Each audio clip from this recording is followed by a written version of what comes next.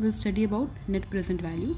Net present value का basic meaning होता है कि नेट आपका क्या प्रेजेंट वैल्यू है, मतलब कि इसका क्या मतलब आगे देखते हैं। मानिए आपका एक बिजनेस है, अपॉर्चुनिटी आपके पास, कहीं आपको पैसा इन्वेस्ट करना है, कहीं पैसा लगाना है, तो कोई भी राशनल इंसान जो पैसा लगाएगा वो यही चाहेगा कि आपका जो बेनिफिट है वो ज़्यादा हो और कॉस्ट जो वो कम हो। मतलब अगर आपका फ़ायदा ज़्यादा होगा या फिर एटलीस्ट आप इक्वल होंगे तभी आप वहाँ पैसा लगाएंगे, अदरवाइज़ कोई भी पैसा नहीं लगाएगा लॉस बेयर करने के लिए। जैसे कि एक एग्जांपल लेते हैं, ठीक है। इस एग्जांपल में क्या है कि फॉर एग्जांपल आपको कहीं पैसा इन्वेस्ट करना है और आज पैसा इन्वेस्ट करना है डे 1 पे। आज डे 1 है तो आज पैसा इन्वेस्ट करेंगे, आपको 1 लाख रुपए देना होगा और आपको 5 साल तक for every year and per annum and में 10% मिलेगा, मतलब कि 10,000 मिलेगा पर एनम फॉर 5 ईयर्स। और 5th ईयर के एंड पे आपको इस 10,000 के अलावे 60,000 भी मिलेगा, ठीक। तो अगर आप ऊपर से देखें सुपरफिशली तो आपको लगेगा कि तो बहुत ही फ़ायदे का सौदा है, हर साल 10,000 मिल रहा है, 10,000 into 5 which is equal to 50,000 और प्लस 60,000 और मिलेगा, तो मतलब कि 1,10,000 जो कि फ़ायदा है आपका। आप लगा 1 लाख रहे हैं लेकिन आपको मिल 1,10,000, मतलब कि नेट में आपको 10,000 का फ़ायदा हो रहा है इस हिसाब से अगर हम देखें तो। बट दिस इज़ रॉन्ग, ये गलत है, this is not the right approach. क्यों? I show you this on a time line, ठीक है। तो अगर हम इस टाइम लाइन पर चलें, डे 1 1 लाख गया, ईयर 1 का एंड 2 साल बीत गया, 3 साल बीत गया, 4 साल बीत गया, 5 साल बीत गया, आपको हर साल एंड में 10,000 आया, 10,000 आया, 10,000 आया, 10,000 आया, 5th ईयर के एंड में 10,000 आया और उसके अलावा 60,000 और आया, ठीक है।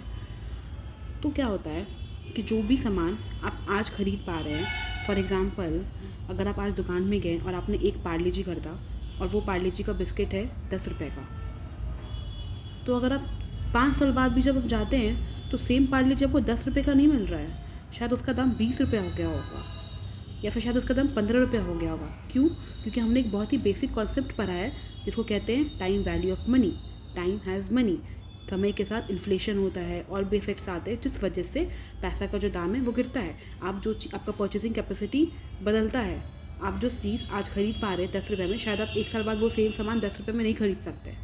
तो उसके लिए क्या करना होगा हमें, इस 10,000 को जो 1 साल बाद मिलने वाला है, जो आपको 2 साल बाद मिलेगा, फिर 3 साल बाद, फिर 4 साल बाद, फिर 5 साल बाद, उन सबको ना आज की वैल्यू पे लेकर आते हैं। आज अगर उन सबको देखें तो आज उनका कितना वैल्यू है, ठीक है। तो इस 10,000 को आज की वैल्यू पे कैसे लेंगे, उसके लिए हम लोग को एक रेट मिलता है जिसको कहते हैं कॉस्ट ऑफ कैपिटल। मतलब कि आपकी कैपिटल का क्या कॉस्ट है, इस रेट को यूज़ करते हैं और इस रेट को यूज़ करके फिर हम लोग इसको डे 1 पर लेकर आएंगे, ठीक। तो एज्यूम करते हैं हम लोग का कॉस्ट ऑफ कैपिटल इस केस में 8% है, ठीक। तो इस 10,000 को पहले 1 साल बीत गया है, इसको हम लोग डे 1 पर लेकर आएंगे, तो 10,000 डिवाइडेड बाई 1.08, ठीक। फिर इस 10,000 को लेकर आएंगे तो इसको एक बार हम लोग डिस्काउंट करते हैं, तो ये यहाँ पर आ गया 1.08 से डिवाइड किया, तो फिर इसको एक बार और डिवाइड करेंगे 1.08 से, तो ये एक बार और आ जाएगा। इस तरीके से ये 10,000 जो 3rd ईयर के एंड पे मिलेगा उसको डिस्काउंट करेंगे 3 इयर्स के लिए, इसको 4 बार और इसको 5 बार। फिर जो ये 60,000 5th ईयर के एंड में मिलेगा उसको इस रेट से डिस्काउंट करेंगे 5 साल के लिए, 1 2 3 4 5, 1 2 3 4 5, ठीक है। डिस्काउंट करने का मतलब होता है कि आप इस वैल्यू को इस वैल्यू पर डे 1 पर लेकर आ रहे हैं, उसको बैक डेट में लेकर आ रहे हैं, ठीक है। तो उसको अगर डिस्काउंट करते हैं, अगर इसको डिवाइड करते हैं तो ये वैल्यू 9259 होता है।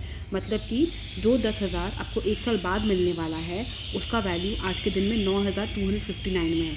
जो 10,000 आपको 2 साल बाद मिलने वाला है उसका आज के डेट में वैल्यू 8573 है। जो 10,000 आपको 3 साल बाद मिलने वाला है उसका आज के डेट में वैल्यू 7938 है। जो 10,000 आपको 4 साल बाद मिलने वाला उसका आज के डेट में वैल्यू 7350 है। जो 10,000 आपको 5 साल बाद मिलने वाला उसका आज के डेट में वैल्यू 6,805 है। और इस 60,000 का वैल्यू जो 5 साल बाद मिलेगा, अगर आज के डेट पे देखें तो ये 40,835 है। बेसिकली इन सबको मिला के ये सारा पैसा जो आपको फ्यूचर में मिलने वाला है उन सब का वैल्यू आज के डेट में 80,760 है। बल्कि आज अगर आपका इनफ्लो इतना है आज के डेट में और आप पैसा एक्चुअली में 1 लाख लगा रहे हैं तो दिस इज़ अ लॉस। मतलब कि आपको मिलने वाला 80,000 है और आपको लगाना पड़ रहा है 1 लाख, तो बेसिकली 19,240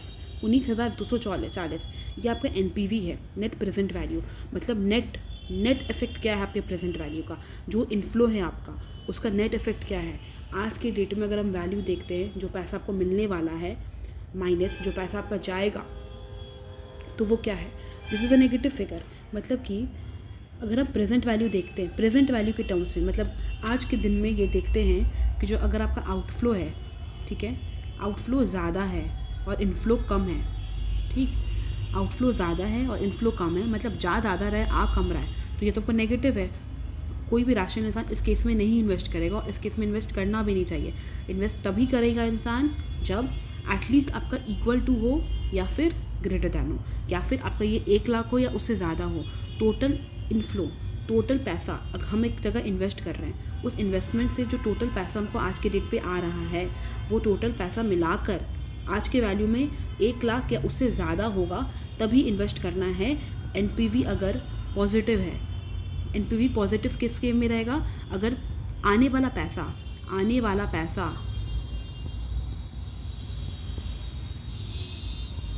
इज़ ग्रेटर दैन जाने वाला पैसा, तभी आपको कहीं भी इन्वेस्ट करना है। अगर ये नहीं है या फिर इक्वल टू है, अगर ये नहीं है तो फिर आपको इन्वेस्ट नहीं करना है। मतलब कि अगर आपका NPV पॉजिटिव है तो उस केस में you have to accept the proposal. अगर आपका NPV नेगेटिव है, मतलब कि आपका पैसा आउटफ्लो ज़्यादा है और इनफ्लो कम है, तो आपको रिजेक्ट करना है प्रपोजल को। It is all about NPV। Thank you.